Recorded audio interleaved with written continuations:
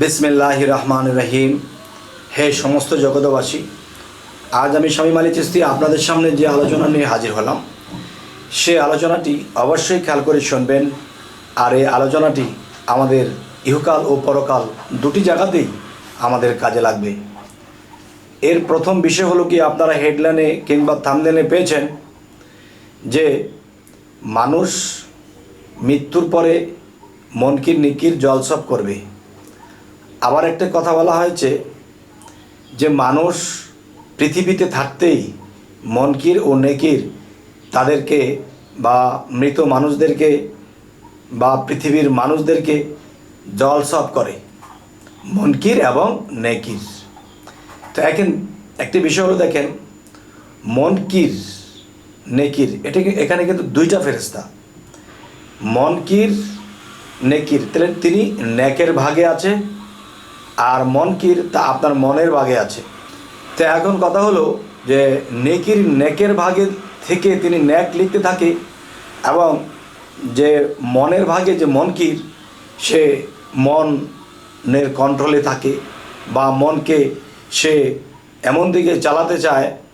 তখন দেখা যায় আপনার ভিতরে যে মন, এই মন কিন্তু স্থির নয়, সে কিন্তু 6 রিপুর তালে 10 ইন্দ্রিয় তালের ফাঁক পেলেই সে লাফাতে থাকে।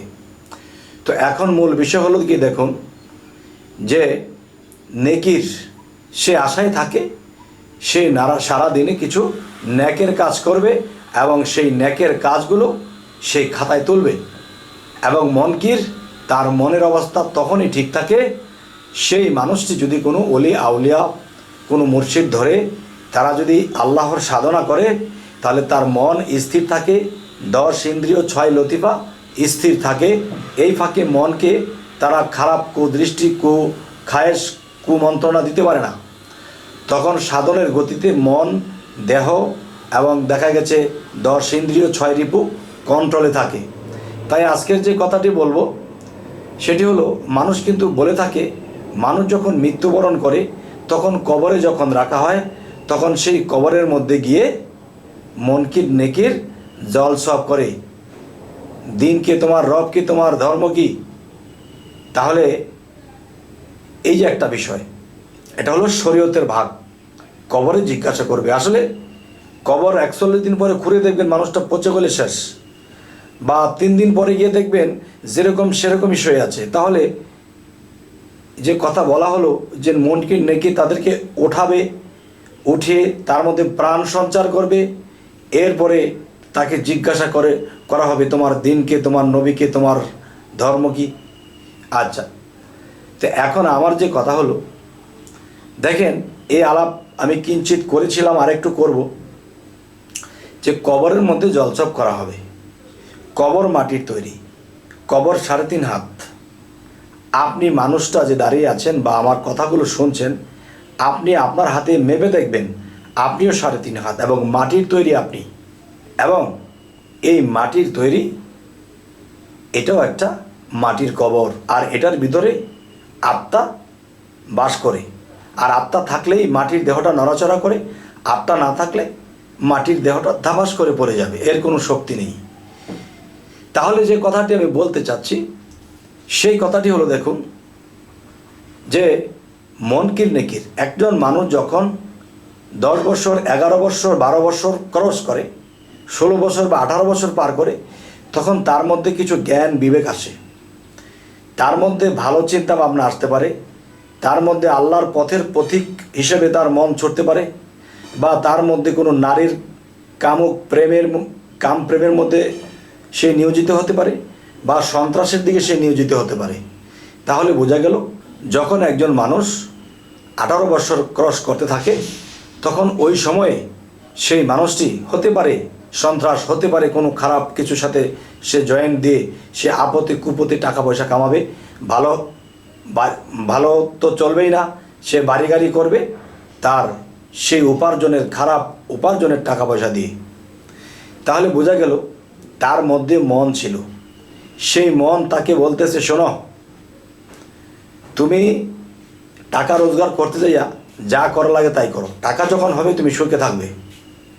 এরকম কোনো জ্ঞান যখন তাকে দিয়ে দিল, তখন মনের কথায় এই জীব চলতে থাকে। যখন এই মনের কথা চলতে থাকে তখন নেকির আর নেক লিখতে পারে না, খারাপটাই লিখতে হয়, ভালোটা লিখতে পারে না। এবং সেই নেকির আফসোস করে, হায় রে কেন খারাপ পথে গেলি।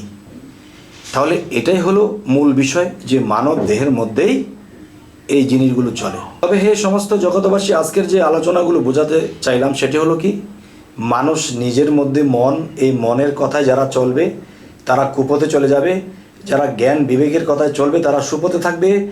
এবং নেকির তার খাতার মধ্যে আইনে যখন তো আছে, তার ভালোটাও লিখতে হবে, খারাপটাও লিখতে হবে।